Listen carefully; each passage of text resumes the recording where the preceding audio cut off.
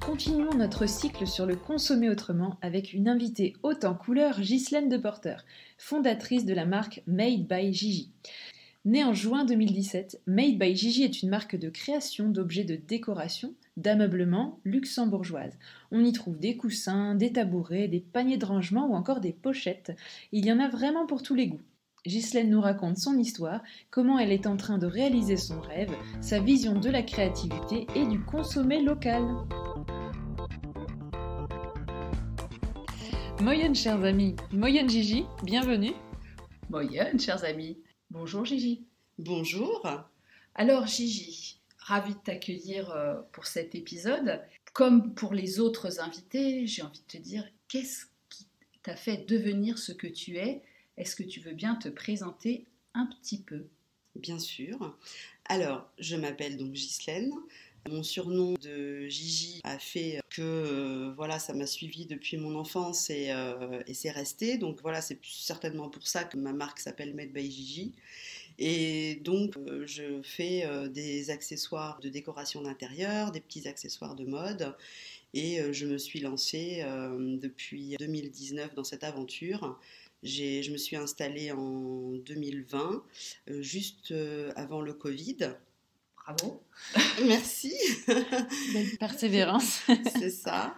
Et grâce au masque en tissu, j'ai pu continuer mon activité parce que c'était une période plutôt compliquée vu que le confinement était total et les gens avaient un besoin véritable de masques et il n'y avait pas encore de masques chirurgicaux.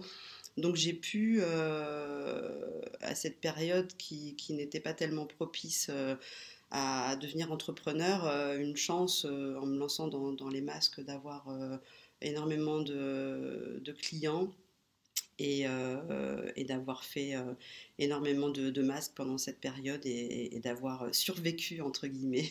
Oui, le Covid a apporté finalement pas que des mauvaises choses, il faut le voir de cette manière. C'est ça, exactement. Alors cette activité Made by Gigi, est-ce que c'était un besoin que toi tu avais identifié chez les autres ou est-ce que c'était une envie qui te taraudait toi ? Au départ, c'est plutôt une envie qui me taraudait moi. J'ai toujours aimé tout ce qui tourne autour de la décoration d'intérieur, de la mode, de l'art même en général. Et j'ai passé plus de 20 ans dans la finance à faire des choses qui étaient plutôt éloignées de tout ça. Et on va dire vers la quarantaine, je pense que c'est un âge aussi où on se pose des questions, où on remet un peu en cause pas mal de choses. Et moi, j'avais envie de plus d'authenticité, de créativité, de choses qui me ressemblaient davantage. Alors du coup, maintenant, comment est-ce que tu te définirais ? Est-ce que tu dirais que tu es artisane ou autrement dit, comment est-ce que tu aimerais être perçue ou quels sont, encore une fois, dit autrement, les messages, les valeurs qui te portent en ayant lancé cette activité de Made by Gigi ? Alors je pense que la première valeur, ce qui est vraiment le plus important pour moi, c'est l'authenticité. J'ai vraiment envie de montrer que réaliser des choses simplement, par soi-même, avec un peu de créativité, ça c'est sûr qu'il en faut. Un peu de savoir-faire aussi. Un peu de savoir-faire, évidemment. J'ai pris énormément de cours de couture pour pouvoir réaliser tout ce que je fais actuellement. Mais c'est vraiment ce côté authentique de se dire qu'on peut avoir des pièces qui sont vraiment faites en toute petite quantité ou même qui sont parfois et souvent uniques. Ça, c'est chouette de nos jours d'avoir des pièces uniques et pas qu'on peut retrouver chez son voisin. Oui, c'est ça, pas du standardisé. Oui, tout à fait. Mais c'est la couture, c'est une passion de jeunesse ou ça t'est venu d'où en fait ? Alors en fait, la couture, je l'ai commencé quand j'étais petite, à l'époque avec ma marraine, et je faisais des petits vêtements pour mes poupées, des choses comme ça. Et cette machine à coudre, qui se trouve toujours pas très loin de moi, Je l'ai avec moi et c'est là que tout a commencé en fait. C'est resté des années même pas dans un coin de ma tête, je dirais, parce que j'avais complètement oublié tout ça en fait. C'est revenu en fait quand ma marraine est partie. Elle m'avait déjà dit plusieurs fois de récupérer sa machine à coudre, qu'elle aimerait bien que quelqu'un en fasse quelque chose. Et finalement, c'était certainement un message. Excellent, c'est vraiment beau ça, ça me donne des frissons. C'est vrai. Est-ce que avant de te lancer dans cette aventure-là, qui est vraiment plus structurée, tu faisais des choses, je dirais, entre le temps que tu as fait pour tes poupées et aujourd'hui, est-ce qu'il y a eu, je ne sais pas, de la création, par exemple, pour tes enfants ou pour d'autres, ou c'est revenu vraiment à la quarantaine avec cette fameuse réorientation qu'on a un peu tous, effectivement, à un moment où on a envie de trouver des choses qui font sens pour nous? Effectivement, j'ai toujours bien aimé tout ce qui était créatif. Alors, avec les enfants, c'est là qu'on peut s'y remettre en fait, que ce soit des dessins, même écrire des petites histoires, raconter des histoires. Ça, j'ai toujours adoré leur raconter des histoires, même en inventer, etc. Et c'est vrai que ce côté créatif, en fait, quand on l'a, parfois on s'en rend pas, enfin, on se rend pas vraiment compte. On peut faire quelque chose avec ça. Ça nous paraît être quelque chose de... On l'a mis de côté un petit peu, mais... Voilà, qui n'a pas vraiment grand intérêt. Mais en fait, c'est vraiment, je pense, quelque chose qu'il faut absolument cultiver. Mais on n'a pas tous un petit côté créatif aussi en soi. Enfin, je Bien pense sûr. qu'on l'a et que souvent on l'enfuit parce qu'il y a la vie, le boulot, le train-train quotidien. Et je pense qu'on a tous ce petit côté créatif qu'il faut un petit peu redévelopper, quoi. J'en suis persuadée. Et finalement, chacune de tes créations raconte elle aussi une histoire. C'est exactement ça. C'est exactement ça. Et c'est vrai que j'ai toujours beaucoup aimé voyager. J'ai aimé aller dans les Caraïbes, aller au Maroc. Ça, c'est un pays où j'essaye d'y aller le plus souvent possible parce qu'il y a des couleurs magnifiques, des motifs. J'ai l'impression que c'est quelque chose que je connais, quelque chose qui m'est très très familier. Et voilà, ces aspirations, je pense qu'elles viennent de tout ça. Ah, génial. Mais surtout que quand là, on est dans ta boutique et on se rend compte qu'il y a de la couleur, c'est vivant, ça donne envie, vraiment. Merci beaucoup. Et donc, est-ce que tu suis seulement ton inspiration ou est-ce que tu fais un peu de la veille dans ton domaine? Comment tu choisis tes tissus? Comment tu t'organises? Alors, j'avoue qu'on me pose souvent cette question. Parfois, je me dis, faudrait que j'ai l'air un peu, peut-être un peu plus sérieux, que je dise, oui, tout ça est très, très étudié. Mais en fait, pas du tout. C'est vraiment feeling, très alors. instinctif. Okay. C'est d'autant mieux, je veux dire. Ouais. Est-ce que tu es dans cet instinct plutôt attentif aux matériaux ou à la façon aussi dont ils sont fabriqués? Oui, tout à fait. Ça, pour le coup, je fais vraiment attention à la provenance des tissus. Bon, après, ceux qui ont fabriqué les cotons, enfin ceux qui ont extrait les cotons, etc., malheureusement, on ne peut pas toujours remonter les filières, c'est plutôt compliqué, voilà. En tous les cas, je fais attention que ce soit fabrication française, belge, hollandaise, je dirais en général européenne. Alors évidemment, ça peut paraître bizarre, mais comme question, parce que finalement, en te regardant la boutique, en t'écoutant, je me dis qu'il n'y en a pas forcément, mais qu'est-ce qui te différencie de la concurrence? Alors, ce qui me différencie de la concurrence, je pense, c'est l'originalité, peut-être, quand même. Ouais, c'est ça. Je dirais aussi que c'est le fait de pouvoir venir chez moi et me dire donc j'aimerais bien avoir ce coussin avec tel ou tel tissu, mais plutôt dans une dimension différente de ce que vous proposez. Est-ce que vous pouvez me le faire? Pour moi, j'ai aucun souci et au contraire, ça me fait plaisir de pouvoir faire des choses plus uniques possibles. Donc voilà, je pense que les gens aiment ça aussi. Oui, c'est ça, c'est ce lien au client particulier. Exactement. Oui. C'est excellent. Enfin, c'est vrai qu'on aime tous avoir des choses, des pièces uniques et pas retrouver la même chose chez son voisin. Et quelles sont tes marges de progression? Quel terrain tu aimerais explorer? Alors, quel terrain j'aimerais explorer?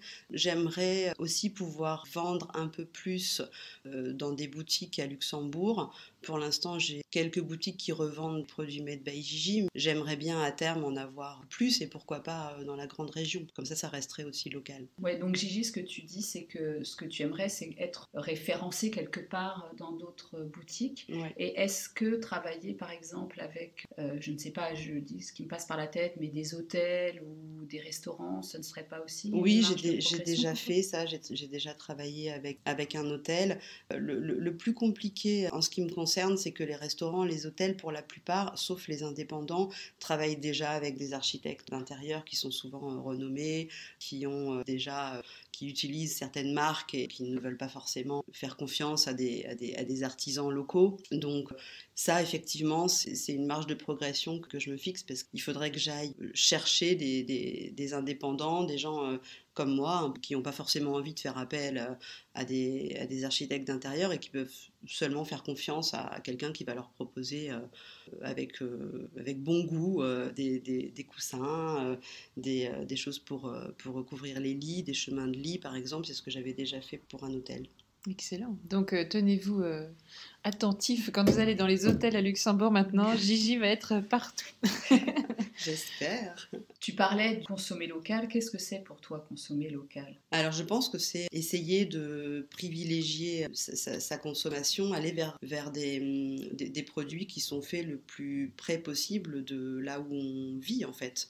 C'est ce qu'on essaye de faire quand on consomme des produits alimentaires par exemple, essaye de consommer des produits régionaux, des choses comme ça. Je pense que pour le coup ça peut être la même chose pour les vêtements, pour les coussins. Si on a la possibilité de trouver des choses qui sont faites près de chez nous, ben, je dirais qu'il faut pas hésiter. C'est clair. On en est convaincus de la même manière avec Anne-Claire, donc on te suit sur ce chemin. Et c'est l'objet aussi de notre série de podcasts actuellement, se rendre compte combien localement nous avons des richesses. Et donc, est-ce que tu participes à une émulation avec d'autres artisans, d'autres commerçants aux alentours? Quand j'ai commencé, en fait, j'ai effectivement connu plusieurs artisans, des indépendants qui se lançaient, et on a fait des pop-up stores, on a organisé pas mal de choses tous ensemble. Et puis, ce qui est compliqué, en fait, c'est de réussir à se retrouver aux mêmes dates, ou voilà, enfin, c'est toujours un peu plus compliqué, donc les choses se sont un peu restreintes, et petit à petit, on a pris un peu des directions aussi différentes, chacune. Donc, je suis toujours en contact évidemment avec des indépendants, avec des artisans. Et par exemple, il y a Virginie Daunois de l'atelier Canopée qui fait de la menuiserie, qui m'a prêté cette magnifique table qu'on peut retrouver ici dans la boutique. Oui, je pense qu'il faut, c'est important de rester proche des gens qui ont les mêmes envies et les mêmes valeurs que nous. C'est ça, il y a une certaine entraide en même temps. Oui, tout à fait. Ouais. Justement, nous sommes dans ta boutique aujourd'hui, mais elle est éphémère. Ce sont ces fameux, très à la mode, pop-up store. Quel est ton regard sur cette proposition qui est faite? Donc pour moi, c'est vraiment une énorme chance d'avoir pu m'installer dans la fameuse rue Philippe II avec toutes les grandes marques qu'on peut retrouver ici à Luxembourgville. C'était un vrai challenge de me dire, voilà, je vais pouvoir créer une boutique en très peu de temps aussi, avec l'aide d'une amie architecte d'intérieur, Piop. Et Émilie, exactement, qui m'a beaucoup aidée à agencer cette boutique. Et je pense que le résultat est plutôt convaincant. Nous confirmons. C'est le mot. Donc oui, c'est vraiment une énorme chance. C'est vrai qu'après, là, on arrive à la fin du pop-up store. C'est très compliqué à Luxembourgville de trouver des locaux commerciaux avec des prix abordables. Ça n'existe pas, malheureusement, à Luxembourgville pour le moment. Donc oui, c'est un peu, oui, on va être honnête, hein, c'est un peu frustrant de se dire qu'au bout de 3 mois, là le mois de mars, ça commençait à prendre énormément. Il y a beaucoup de gens qui sont venus me voir pour faire plein de commandes sur mesure. Après, ils me demandent mais on vous trouve où après? Les gens s'inquiètent. Bon, je les rassure, je leur dis que je suis toujours à Luxembourg, que mon atelier sera à Gasperich à mon domicile, qu'ensuite j'ai mon site internet, que je propose la vente en ligne. Je suis là, je serai toujours là et il ne faut pas qu'ils s'inquiètent. Mais c'est vrai que pour les gens, être installé quelque part, avoir une vraie boutique... c'est quand même important parce que c'est un lieu de rencontre, exactement. C'est un lieu d'échange. C'est aussi un lieu de coup de cœur. Enfin, ça marche pas mal au coup de cœur tes produits. Parce que là, c'est vrai qu'on est dans cette fameuse boutique et il y a des tissus qui marquent, qui donnent envie. Et c'est vrai que ça peut être un petit peu plus difficile online. Oui, parce qu'on ne se rend pas compte forcément justement des jeux de texture avec lesquels tu t'amuses, que la vision est forcément plate sur un écran. Oui. Alors c'est un message que nous passons, nous en profitons à tous les responsables politiques qui veulent en ce moment et qui accentuent cette politique locale. Alors, c'est bien de faire la politique, mais il faut aussi mettre les moyens et donner la possibilité aux gens de s'inscrire et de s'ancrer dans le paysage local. Parce que là, clairement, c'est une possibilité que tu as et que tu as pu tester. Exactement, c'était vraiment un test. Pour le coup, 3 mois, c'est malheureusement pas assez long pour pouvoir se projeter. Je pense qu'il faut au moins 1 an pour savoir à peu près quel chiffre d'affaires on peut réaliser et donc quel loyer on est prêt à payer. Et puis avec les saisons, ça va changer aussi pas mal parce qu'en hiver, on va pas se mentir, à Luxembourg, c'est pas le temps rêvé pour se balader. Mais au printemps, en été, tu aurais eu peut-être plus de personnes qui flânent dans les rues et voient ta boutique. Exactement. Donc voilà, mais c'était quand même une très belle expérience. J'aurais aimé que ça se prolonge et qu'il y ait des solutions puissent arriver après le pop-up store pour pouvoir continuer cette aventure. Des alternatives ou des échelonnements oui, je pense qu'on pourrait tout imaginer pour favoriser le commerce local. Mais peut-être qu'avec ce podcast, des commerçants, des artisans du coin pourront te contacter également pour un éventuel échange. Mais avec plaisir, on parce est là que pour ça. Je pense que c'est l'entraide qui fait qu'on avance tous dans la même direction avec les mêmes valeurs. Exactement, et notre podcast picote et donne envie de changer. Donc, à ceux qui nous écoutent, changeons nos manières de faire. C'est beau ce que tu dis, Anne-Claire. J'ai aimé ce silence qui a suivi. Nous buvons tes paroles. Gigi, comment est-ce que tu donnerais envie à nos auditeurs de favoriser ces initiatives locales? Et toi-même, comment est-ce que tu pourrais être encore davantage local, si tant est que ce soit possible? Alors, si tant est que ce soit possible, être davantage local, ce serait trouver que des tissus qui sont made in Luxembourg. Malheureusement, ça n'existe pas. Donc, ça, c'est pour le coup être vraiment 100% local dans le domaine que j'ai choisi, ça va être impossible. Mais pour les gens qui nous écoutent, nos auditeurs, quel conseil ou quel geste tu leur proposerais de faire pour stimuler vraiment l'achat local, le fait de vraiment favoriser avant tout ce qui est... Alors on a bien entendu, les tissus c'est compliqué, mais finalement ce qui compte là aujourd'hui, c'est plutôt toi et la personne que tu es et ton entreprise Made by Gigi puissent vivre et s'installer, s'implanter ici et vivre de ce que les gens viennent te voir, achètent à petite ou à moyenne ou à grande échelle, pourquoi pas. Et donc c'est dans ce sens-là que je te pose la question, comment est-ce que toi tu conseillerais aux gens de faire pour que toi tu puisses te développer ? Toi et d'autres, on entend bien les initiatives au sens large local. Je pense en fait qu'il faut soutenir ces initiatives locales, c'est-à-dire fabriquer localement. Moi, je fais par exemple travailler 2 couturières ici à Luxembourg quand j'ai d'énormes commandes pour des magasins. Par exemple, quand j'ai préparé le dernier marché de Noël à la Belle Étoile, j'avais plus de 100 coussins. Effectivement, toute seule, c'est un peu compliqué pour moi de fabriquer autant. Donc, moi, je m'occupe de la partie créative. Donc, les créations, c'est moi qui les prépare. Et après, ce que je peux déléguer, c'est la couture, parce qu'une couturière, elle est autant capable que moi de coudre un coussin. Et alors, il faut penser à tout ça, se dire aussi que plus je travaille, plus je fais travailler aussi des couturières au niveau local. C'est clair. Et puis donc du coup, tous les marchés de créateurs, ce genre d'initiatives sont super propices justement à cela. Exactement. Et à Luxembourg, il y en a, mais pas énormément. Et je pense que la ville de Luxembourg devrait se pencher vraiment sur les demandes de ses concitoyens, parce qu'en fait, moi, je remarque vraiment depuis que je suis ici dans cette boutique, la plupart des gens qui rentrent ici se disent « mais ça existe à Luxembourg, ce genre de magasin oh là là, on est vraiment content de découvrir ça ». Effectivement, on rentre dans un magasin et ce qui est fait, c'est la personne même qui est dans la boutique qui l'est fait au fond de la boutique. Ouais, c'est vrai que c'est pas fréquent ici, c'est souvent des grandes enseignes ou des choses très standardisées, mais des petites boutiques qu'on va plus retrouver, je sais pas, dans des grandes villes françaises ou belges ou allemandes. Mais ici, c'est vrai que c'est très, très peu fréquent finalement. Et c'est ça qu'on aime aussi, ce côté unique et donc bravo pour cette belle initiative. Merci beaucoup. Bravo. Merci Gigi de nous avoir accordé ton temps. Et chers auditeurs, n'hésitez pas à aller, en attendant, rendre visite à Gigi sur son site. Vous aurez toutes ses coordonnées pour venir aller découvrir tout ce qu'elle fait de beau qui enchante nos yeux. Exactement. Merci beaucoup Gigi. Merci beaucoup les filles. Merci à vous, un grand merci. Et à très bientôt. À bientôt. À bientôt.